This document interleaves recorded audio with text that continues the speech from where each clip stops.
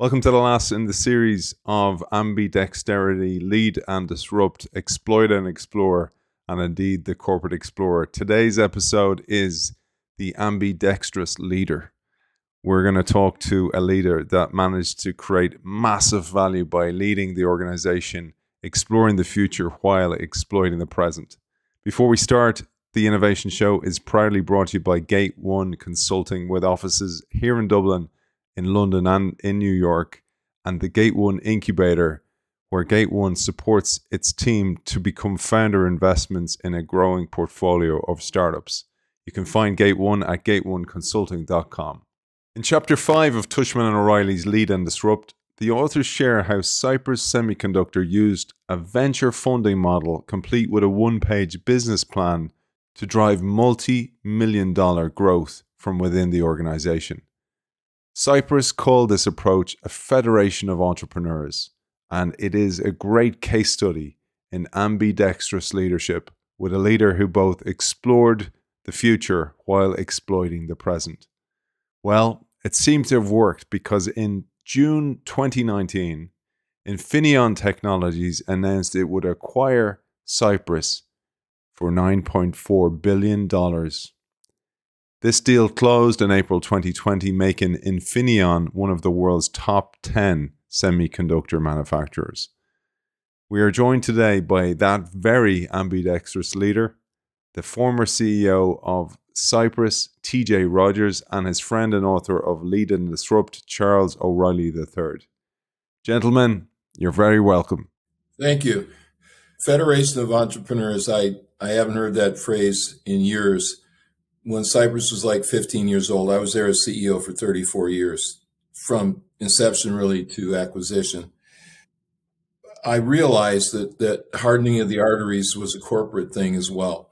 And I guess if you look at, say IBM today and read Gerstner's book on IBM, they've got, cement arteries in that company. And I saw that early.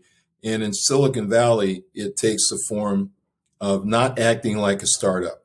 When you got a startup, you're near the edge of death all the time. You have to raise money.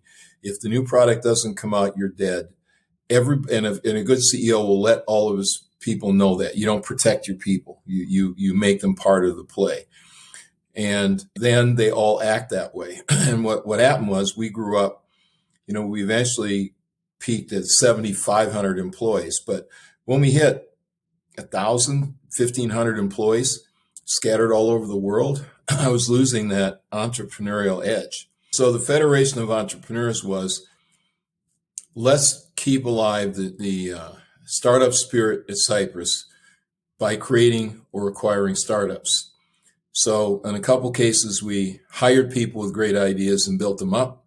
They walk into a building, they had to pay rent. It was real. The money was real. It was always real P&Ls. But they had a head start. They had an HR department that could help them with forms. That they had a big head start, or acquire them and bring them in and integrate them, do the same thing. And I did that, and it had one giant success. It was like it was exactly like venture. If you read, I forget the name of the book, but it's the latest venture book, which talks about how you make all your money in just a few companies. And that's the way it worked. So our giant success was SunPower. I went to school with the guy. His office was across the hallway from mine at Stanford. Brilliant, one of the 5 smartest people I've ever met. Started a company and made solar cells. And their deal was, he studied the physics of a solar cell and made a solar cell in 1999 that was as good or better as anything on the earth today. And at the time he made it, it was 50% better, 20% efficiency versus 14% on average for what was out there. And yet he was going bankrupt, because he's a PhD, super smart guy, hired a bunch of expensive technicians out of Stanford, so he's paying inordinate manufacturing costs. Didn't have a clue about quality. That's almost true for almost all of Silicon Valley, until the companies get older and either survive or get killed because they don't have quality. That'll be a chapter in the new book. I met him coffee shop. How are things going? Not so good. Why? Well, I'm going to have a big layoff, half the company just before Christmas. How come? Well, all our government business is gone. They've been paid $200 a watt for their solar cells. Today's solar cells for 40 cents a watt. Just give you, and so they were making a lot of money and wasting a lot of money, and they didn't know that what the apparent profit was illusory. So I went to my board and said, the solar thing is going to be a big deal.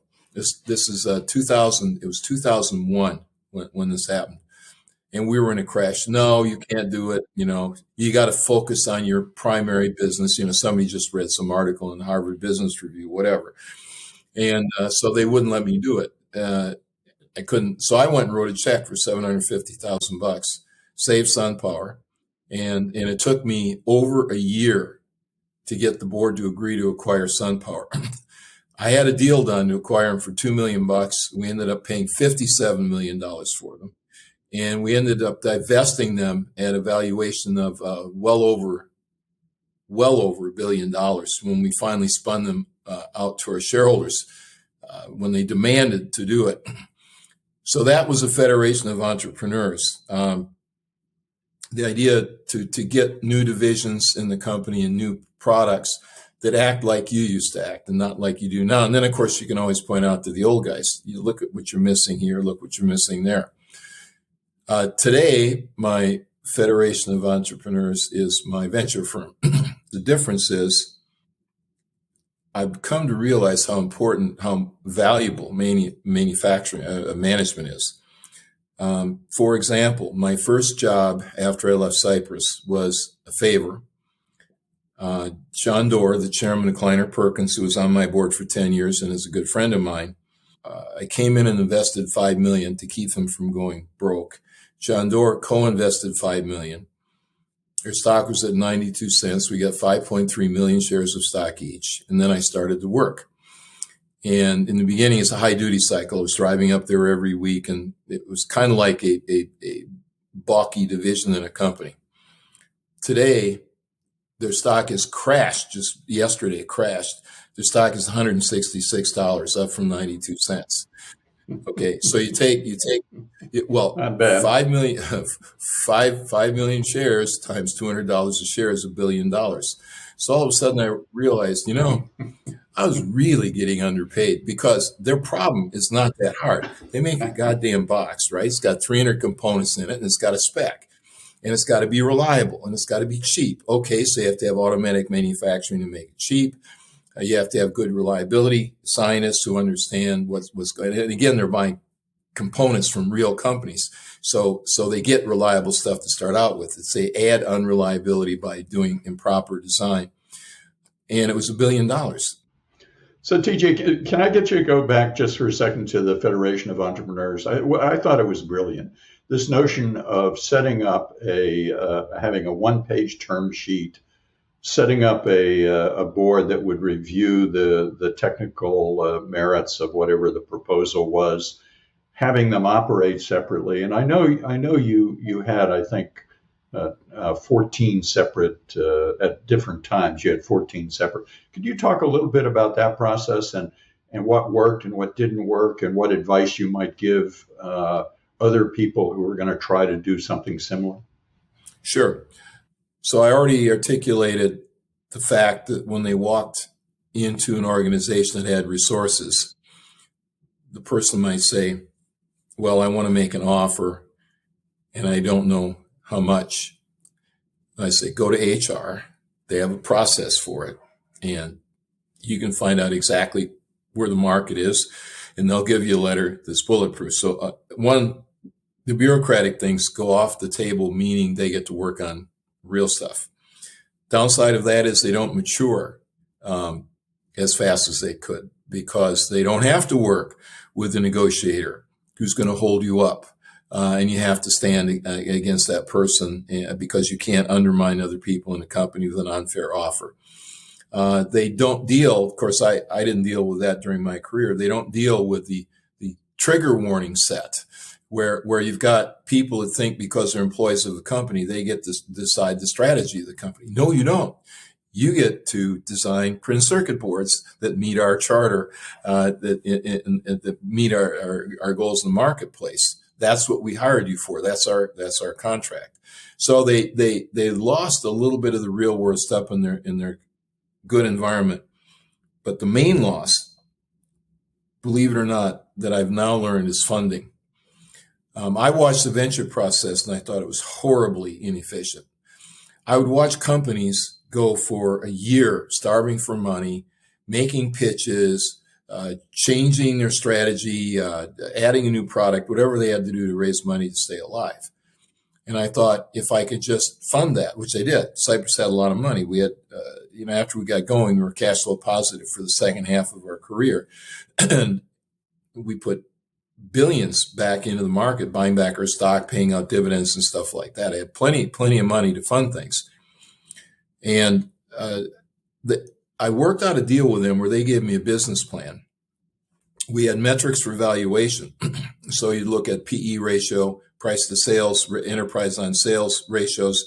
You look at ratios, you look at the market, and you'd have a valuation for the company that you could determine versus time that came from the plan. And then that divided by the number of shares they had outstanding, their problem, how many people do you need, how many shares do you have to issue? How many times do you have to redo the same product and buy and sell more shares to redo the same product? Dilution. The number of shares which they controlled would divide into the valuation that we agreed on previously, and that was the share price. And then I started out just saying, if you're on plan, you'll get funding, meaning they'd come to my office, they'd show me their plan, they'd show me how they're on plan, and they say, and we do it quarterly. So they get reminded quarterly what they needed, what they were doing. So this quarter I need $1.2 million to fund the company. And I'd agree, they'd cut the check and they'd move on. Turns out that was too easy. And it turns out in the real world, as I watch the venture guys work, you can see, I wouldn't call it the method and their madness. I would call it the brilliance of the free market, where you have a bunch of people with money on Sand Hill Road. They're trying to figure out what the next Google is. And then they're talking to people and they've got this incredibly complex to the point of unknowable problem about, will this group of people turn into a real company that's worth a lot of money or not? And sometimes it unfairly happens that good guys get starved. Sometimes it unfairly happens that not good guys get funded. Look at, I've forgotten his name, but the idiot who bought the $65 million jet at WeWork. Adam Newman. Okay, so we have mistakes on both sides. But that process, every now and then, the entrepreneur is bumping up against the Grim Reaper, or looking in the rear view, and there's a Grim Reaper behind him swinging the scythe, right? And they've got to think about it. They go back and talk about it. Their employees know that there's a problem. There could be a problem. That dynamic was gone. I was a tough, blunt, safe harbor. And there are no safe harbors in the real world.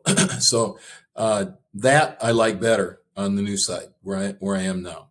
It also forces changes that never would happen in a safe harbor, where the company comes in and says, we're not going to be able to get this done.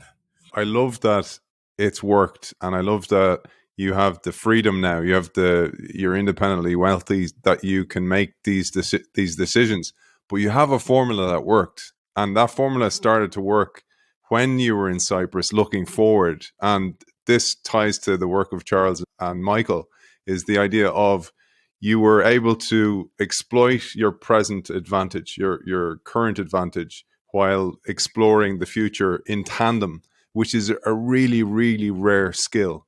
And that's a piece that I really wanted to share with our audience, because if we can give that to some other CEOs, and the fact that you were a founder means that you weren't just a custodian of the role, like many CEOs are custodians of the role, but you cared about the future. And I'd love to share that perspective with our audience. Sure. How do you run the ship and then do new stuff at the same time? And how does one person do that?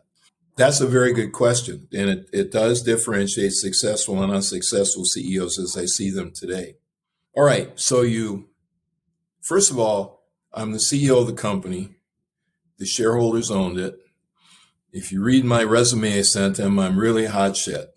And I'm going to make them a lot of money. And we got a great business plan. Okay, you've made your promise. Now you either keep your word or you don't keep your word. You either keep your word or you die trying, back to the on the shield part of it. So you go into Cypress on day one, and you've got engineers you've worked with. You pick the best of the best. The fickleness of the world, I had this big list from Advanced Micro Devices, which is the last company I worked at before I did Cypress. And the old entrepreneur running AMD, Jerry Sanders, sued my ass right exactly at the beginning, because he knew I had the list. He didn't, nobody told him I had the list, but he did it himself. He went and raped Fairchild. He came out of Fairchild, right? So that's what he was looking for. So he sues me. And the suit, I think it was a patent suit, but bottom line was through the whisper channel was, you leave his people alone and he'll leave you alone. So I agreed to no hiring agreement. So I ended up having to hire people from other companies. And what's really interesting is it's the best thing that ever happened to me. I hired 10 people out of Intel. That's where I started learning about Andy Grove. That's where I got my 10 connection lines. Andy Grove did this, the story about him walking down the hallway and hearing some manager berate his team. Micron, what's now Micron, at that time was Inmos. I got people out of that. They're great technologists. National Semiconductor, good manufacturing people. AMD, when I finally got into them, great sales and marketing people. Okay, so your hiring guy to begin with. I spent every week on the road. So hiring that many good people is a big deal, and I learned about it. That's actually in the first book. I'd send out a boarding party of 6 or 8 people. We'd have a headhunter in the city that would arrange people who wanted to talk to this new hot semiconductor company. They would be put in rooms by the headhunter people, and my team would interview them. We had a spec. Business processes was important to me forever. If you want to fast forward, if you have business processes at work, you don't need to keep running things. You don't need to keep making the same good decision over and over. So we had a business process for how to interview, a matrix for how many people needed to interview, a process that turned out we asked for unanimous hire recommendation. And we allowed for a dissent period where one manager would say, I don't think we ought to hire that guy because of blah, blah. And then they could argue with each other. And that often resolved back to a near unanimous majority. Okay, that's what and then I'd fly in on Thursday and I would personally give the offer and close it. So these people, wham, this guy's real. He's a CEO. Here's the money. He now talks about stock. Okay, money will keep you going, but stock is where you're going to make a lot of money.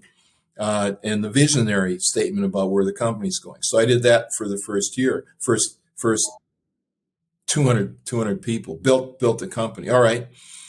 Then you got to build a fab. Now, I built stuff in my life, but at that time, I had never built an industrial plant. So I go find the right guys at Mostec, Carrollton, Texas. They have the world's best fabs at that time. So I go get the guy. His name is Jeff Hannon. Jeff brings his wife up from Dallas. She explains to me when she gets out of the car. So Jeff Hannon's wife explains to me, what's wrong with California and why Texas is better. Kind of like what you hear about today, except I believe it more than I did at that time.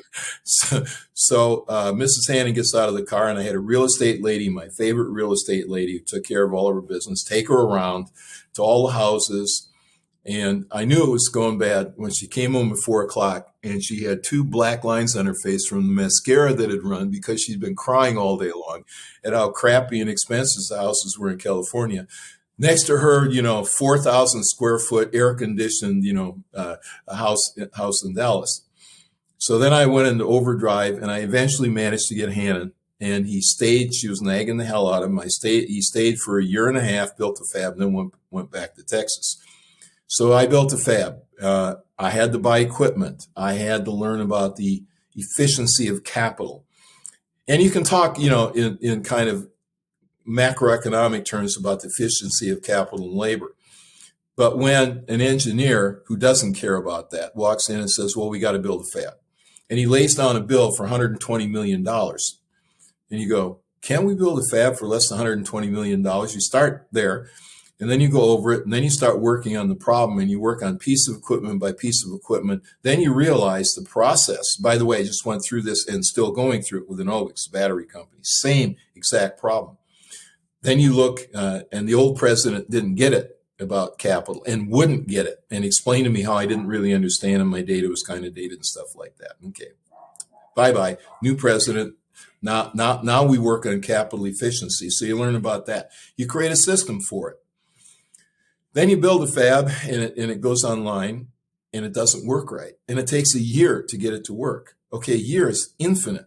You're burning $2 million a month, and it takes a year. Okay, well, then all of a sudden you understand the execution time, time to market, things like that.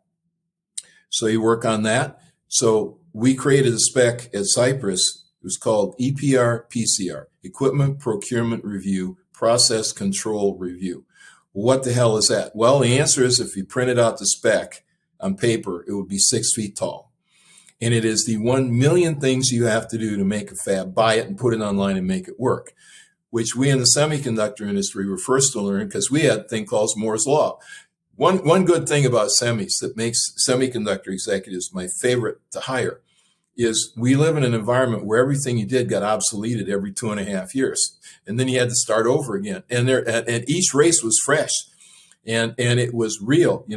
When I started Cypress, there were 85 semiconductor companies in the United States. I kept this record.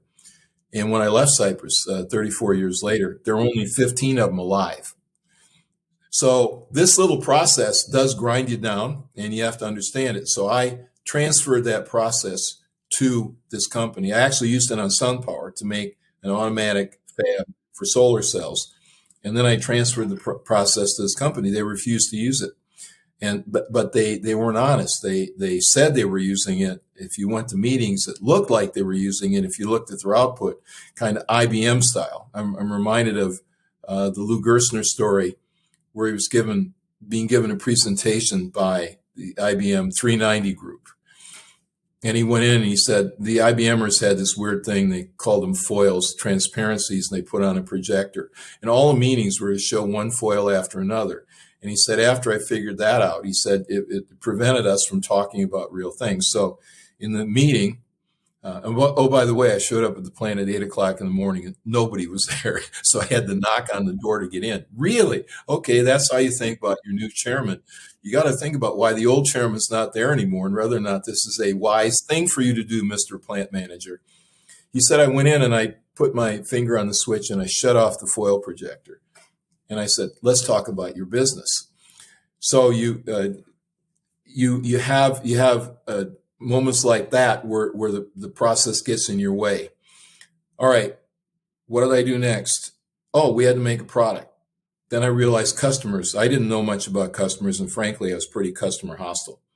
So I had to win some big customers and make a product. I knew it had to be reliable, but I had a shit quality mentality like almost all American CEOs do. I have to go through the quality wars.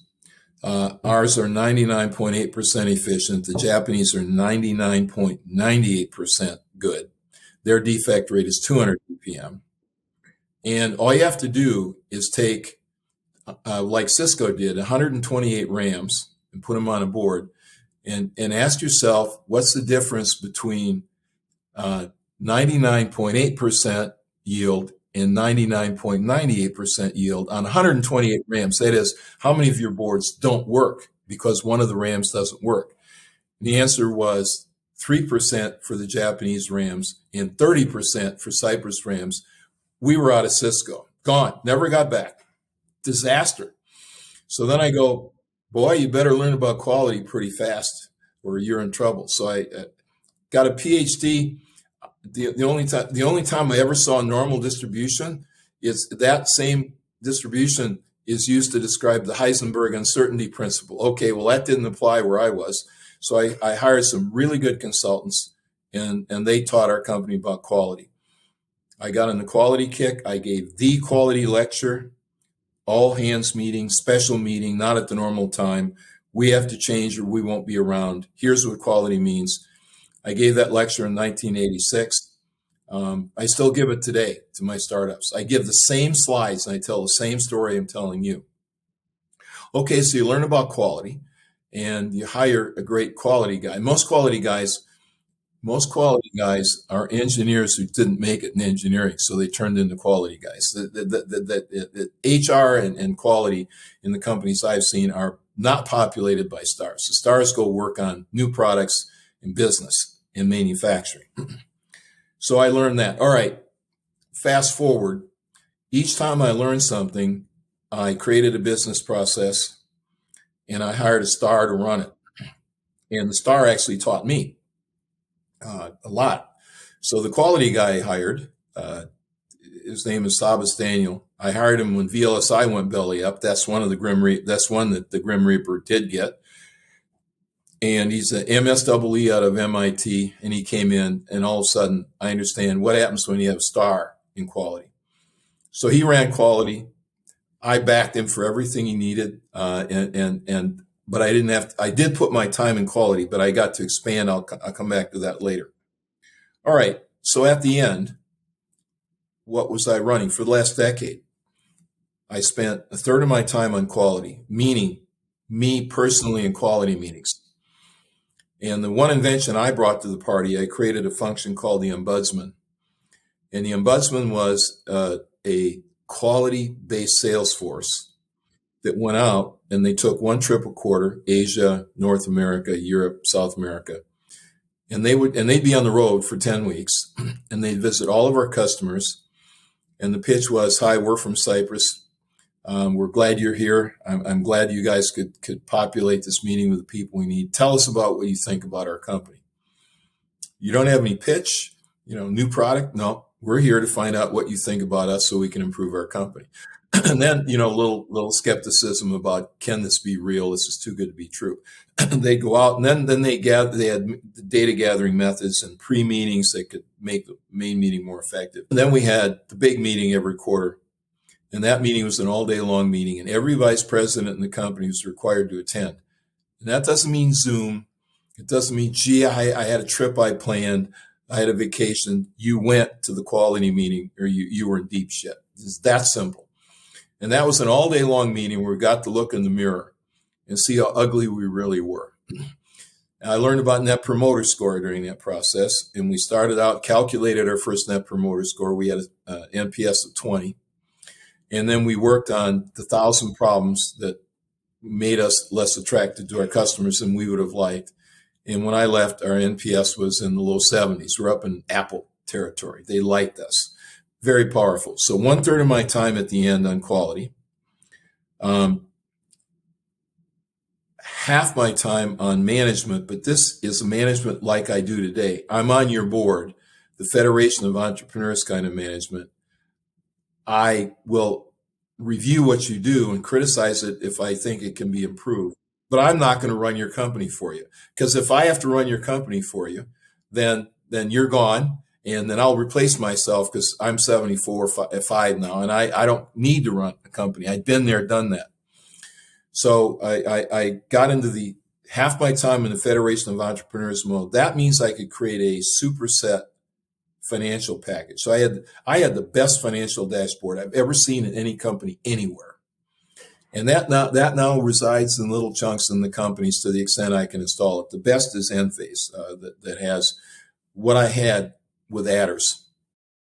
And in R&D, I'd have a couple projects where my sanity day was Thursday that I could work on technology.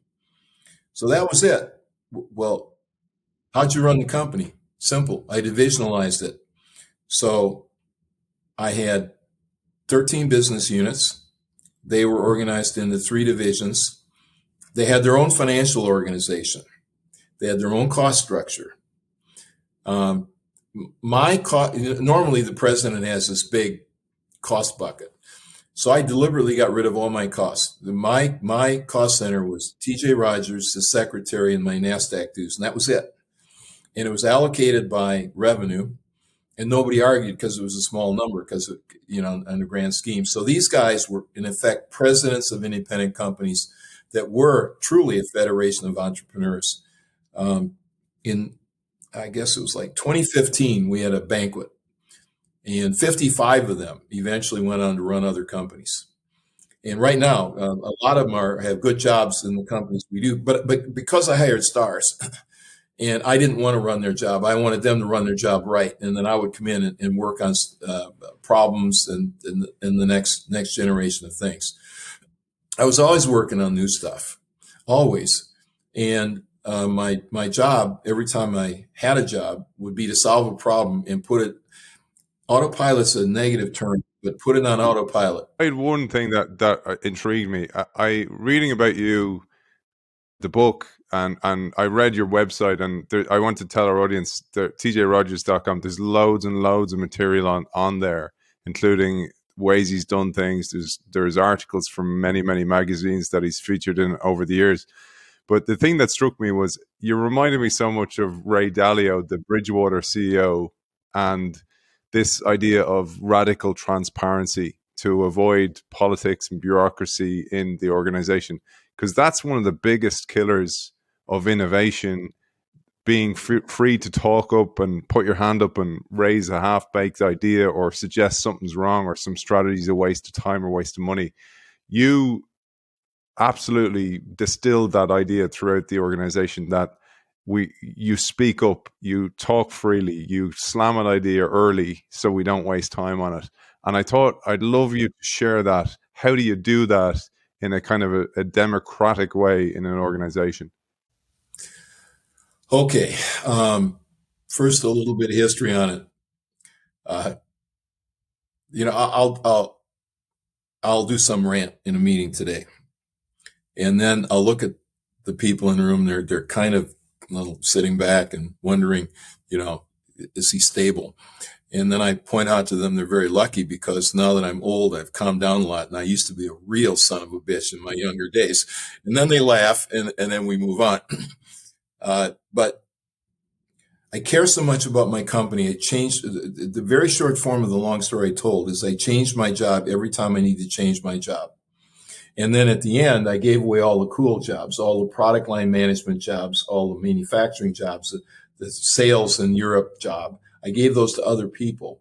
And then I ran the stuff that was critical: quality and excellent financial control, and maybe the latest product cross-functionally, not just the technology, because that's what the company needed. So I was at Cypress, I was regarded as a real hard ass. And I would actually get people who appreciated the honesty. Boss, we got to talk to you. And I'd go in a room. And one of the things I remember, they called me in for a meeting one day. I'd had a particularly bad month where I was hearing babble. It was infuriating, or I was torqued up, or both.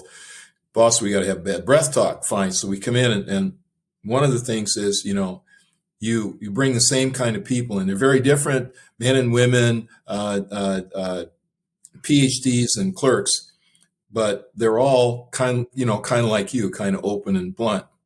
And we need a nuanced culture. I didn't think so. So then also, you're too mean. Then I had the talk about, they were talking about somebody, some event where something's really bad, and I blew up at it. And then they argued with me on that, and I said, look, here's what the guy did. It really screwed the company, and he did it for his own purposes to make his own job easier. It's bullshit.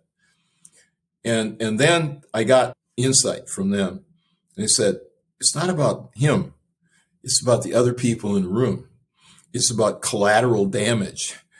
It's about watching the poor bastard get fried. So then I realized that, and I kind of toned it down a little bit. I was in an airplane coming back from Japan. I always keep my stuff in my briefcase, emergency reading.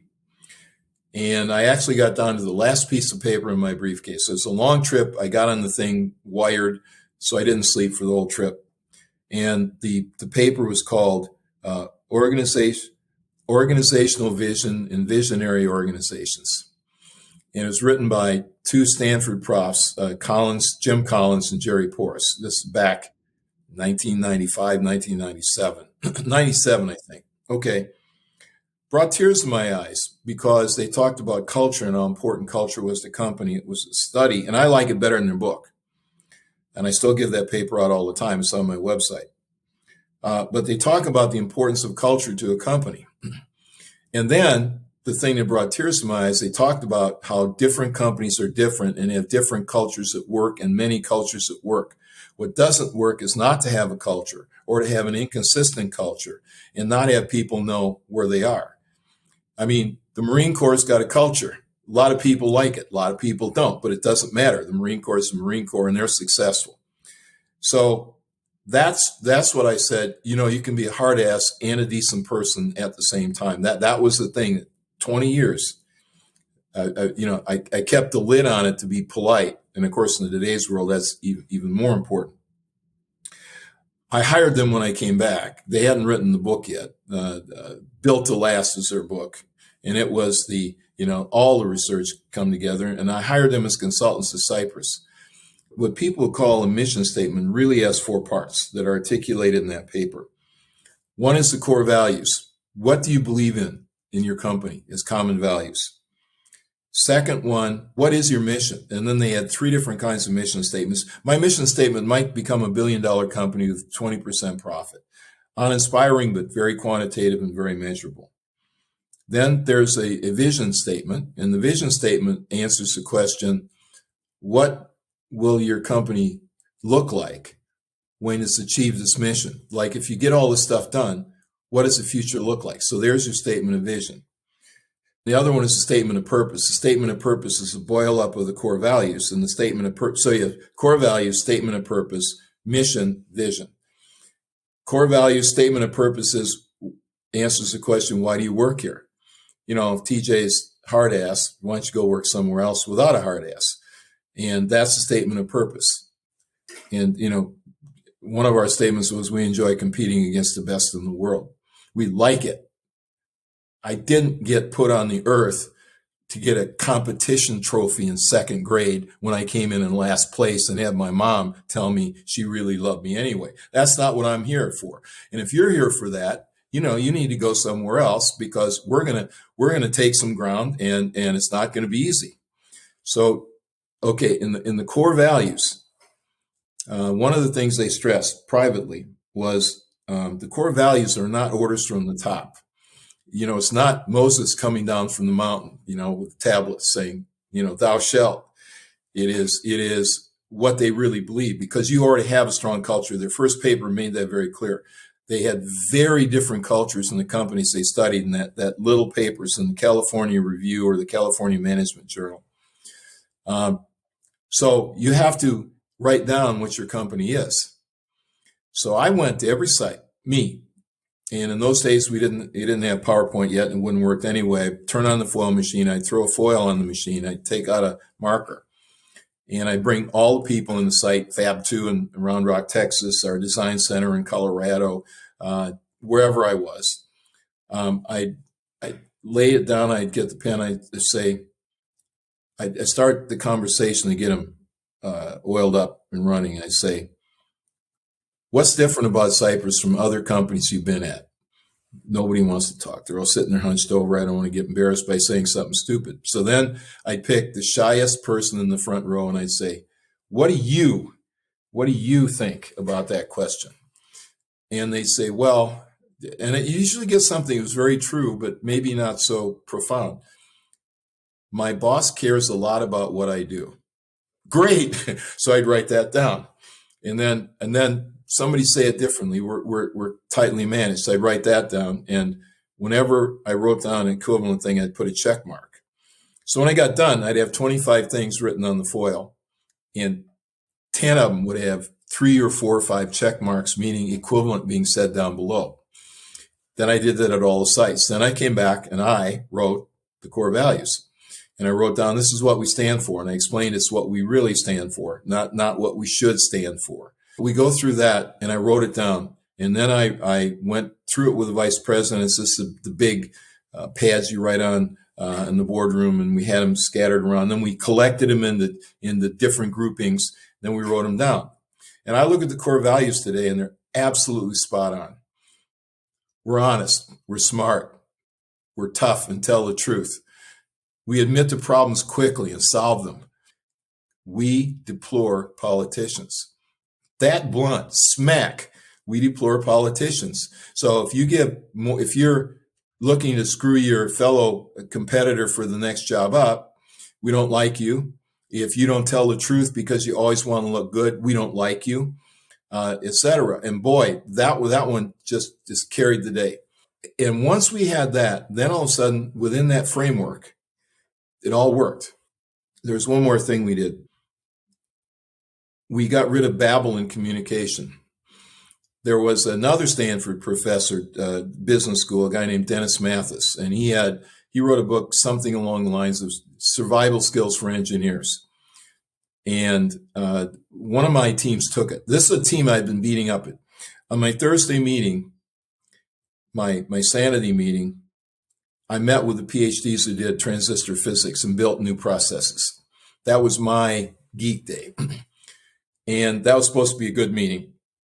Actually, it was on Fridays. And I would do it at the end of the day. I'd schedule it for like 4:00 in the afternoon. And I'd walk out sometimes at 7:00 with a hoarse voice from screaming. So I was so pissed off. And these are my guys, right? And they do what I do. They have my background. We talk tech to each other, shorthand. And that happened a bunch of times. And then I moved the meeting back to 2:00. And then one day we went into the room and we had a meeting. It was wonderful. And it ended at like 3:30. Everybody was happy. We all knew what we were going to do. We had problems all over. That's not what happened, but we all knew what we were going to do. And I talked to their boss, a guy named Tony Alvarez that I got from Motorola. And I said, boy, your guys were just really good today. And he said, they've been trained. So he ran them through Dennis Mathis's 10 Survivals course for engineers. Now, one of the survival courses is understand finances, because that's what your boss cares about. And you need to understand it. So when he says something about gross margin, you don't kind of blow him off. Those we didn't need so much. It turned out that of his 10 modules, the one we loved the most was called PQ&A, Precision Question and Answering. And I will actually, and that's a big problem today. I'm actually going to write about that one, but I treated it a different way. Your boss, the person running the meeting, is a customer. And he's asking a question to try to make the company better. So you answer his question, you give him the data it want because you're trying to help. And you find out that the babble you've got, for example, I ask, why is the yield down to 40% on such and such a product?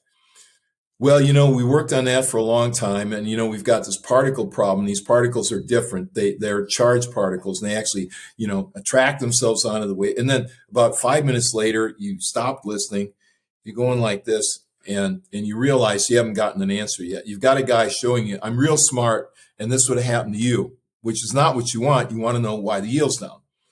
So Math has taught that skill for PQ&A, and that was deployed in the company, and we ended up having that be, 1, retrofit to every employee in the company, and 2, a mandatory course. We had a 6-month period of various courses. Who are we? What do we make? How does it work?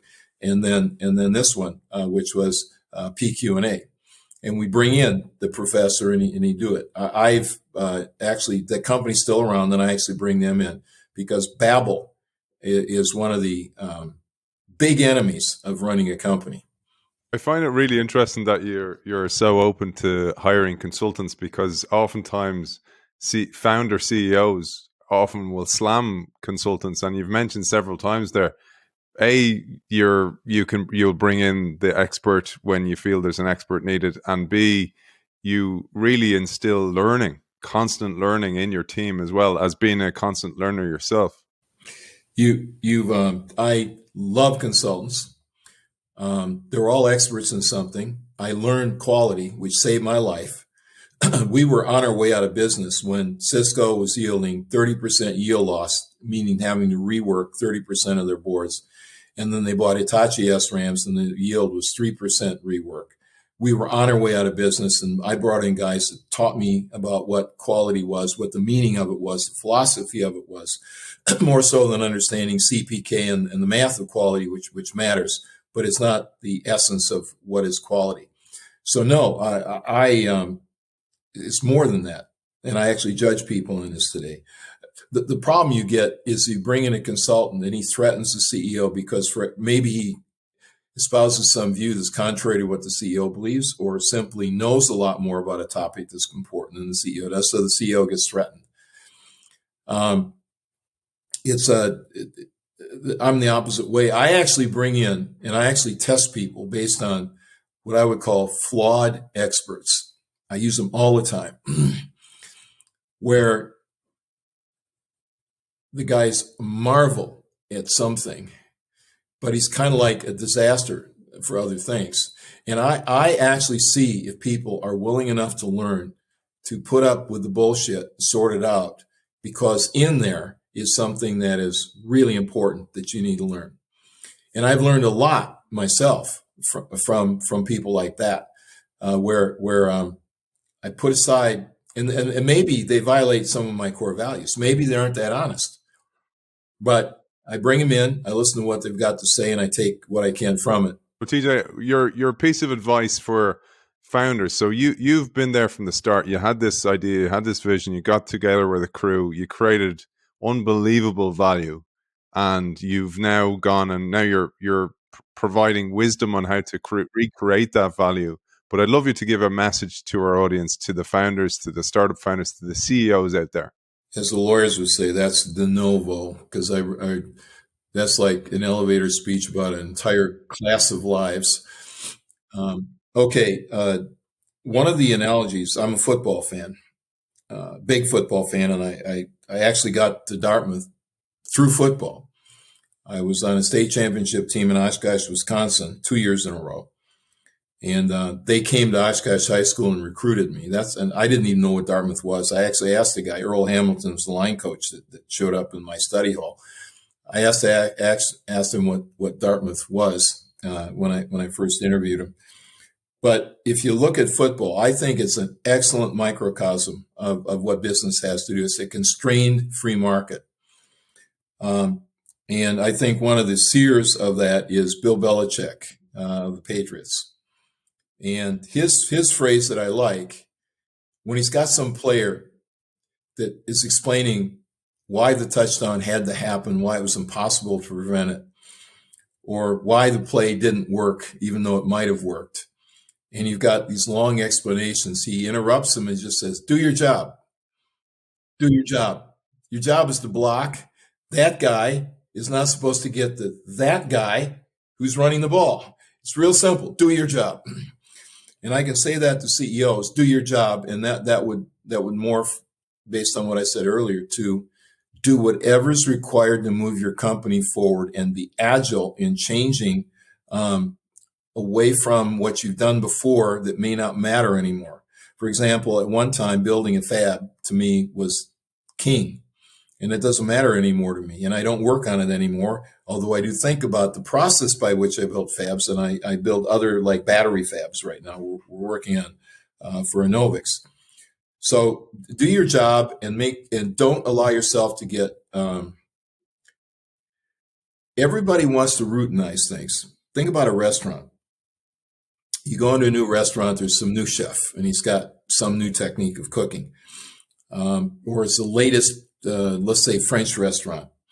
And you go in and it kind of blows you away. And you go back to it 2 years later and it doesn't blow you away anymore, because there's this creative period when they're creating the menu and they're working on recipes and they're tasting their dishes and they're talking about, do you like it or don't like it? And they're trying to get feedback from people out in the restaurant. And there's a very creative period. Then all of a sudden they've got the menu, and then it's just cranking the thing. It becomes a factory, and they lose their creativity. So that happens to CEOs. IBM, the story I told earlier, where they have a business process at DEC, same thing, Digital Equipment Corporation. They have a business process that is in place at the time they make success. They conclude their success is due to the business process, partly true, partly not true. And then they keep turning the crank over and over and over again. So do your job and think frequently about what you should be doing. And then the way it works is pretty simple. I like what I do. I work every day from the time I get up till the time I go to bed, watch maybe a movie at night before I go to bed. And then I work Saturday morning before I go to a movie. And Sunday, I work Sunday morning, and then I do stuff on Sunday afternoon. So I work 5 plus 2.5 days a week, and I have all of my career, and I still do today. So that's what I want. And by the way, if I think I'm getting tired of the work, I do one of two things. I cut back for a while, take a weekend completely off, go on a vacation for 2 weeks, or I ask, how come you hate your job right now? And you don't do it by design on Saturday, and I get rid of that. And sometimes I'm dealing with companies that this is one, when we part ways, and I'm the one to part ways, I just go, I don't need this crap anymore, and I leave. So always think about what your job is, always refresh it, and always ask if you're adding value. And you can. And it changes how you add value over your life. Right now, I'm a teacher and I'm a consultant. Those are the two things I do today to make money. And they're make as much money as when you're the man in the corner office. And to me, I don't say make money in the sense of avarice. I say make money in the sense of creating value that gets rewarded by transfer to you, and usually gets rewarded by buying stock that isn't worth anything and turning it into a lot of value. That's really the way you make money, taking something that isn't worth anything and making it valuable. Firstly, I want to say thanks to Charles O'Reilly III for joining us, author of Lead and Disrupt. I discovered your work through there, TJ, as well, discovered your book, etc. So, Charles, thanks very much for joining us today. It's always a pleasure to listen to TJ. He's so insightful about these things. So thank you, TJ. Entrepreneur, value creator, and philanthropist, TJ Rodgers, thank you for joining us. You're welcome. Thanks for the opportunity. The Innovation Show is brought to you by Gate One and Gate One Incubator, where Gate One Consulting supports their own team to become founder investors in a growing portfolio of startups. You can find out more about Gate One and how they can help your business in your transformation efforts at gateoneconsulting.com.